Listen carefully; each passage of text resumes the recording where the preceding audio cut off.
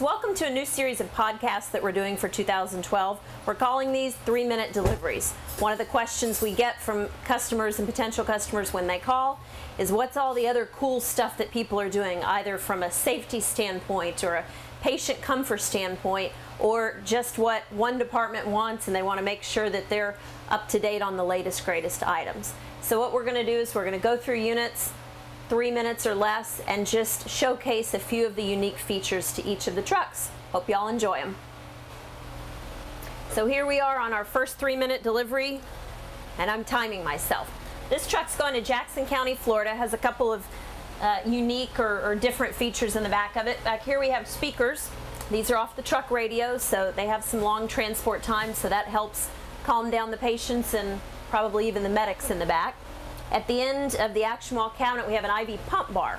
So they can put the pump bar here, and we have our standard 120 volt quad outlet at the action wall for them to plug into.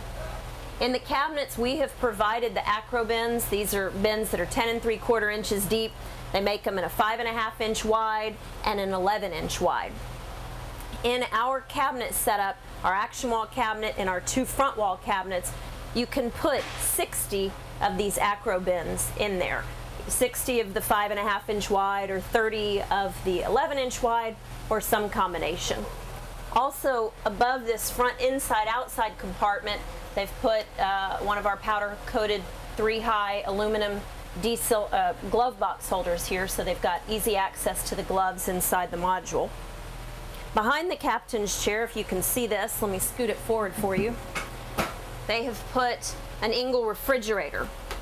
So this is here mainly, I believe, to keep some of their drugs and their IV solutions cold.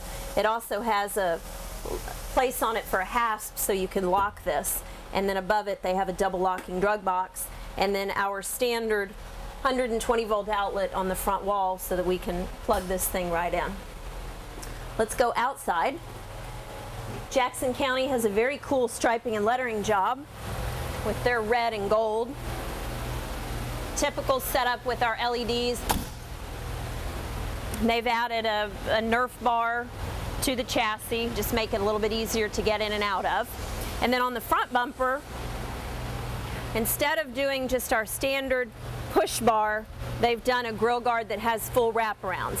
The area where they are in Florida, I think there are a lot of deer, so this really helps protect the front end, help protect the headlights, and then the LEDs are mounted onto the honeycomb material essentially on the grill guard, and then we have the speakers mounted down below. Over here on the driver's side, they did something a little bit different. They have 2 20 amp connectors, but these are not auto ejects, but we just have them split up, 1 20 amp for basically for the air conditioner and one for everything else. Of course, it has standard LED lighting all the way around, and the 120 volt quartz halogen side scene lights. Hope you enjoyed our first 3-minute delivery.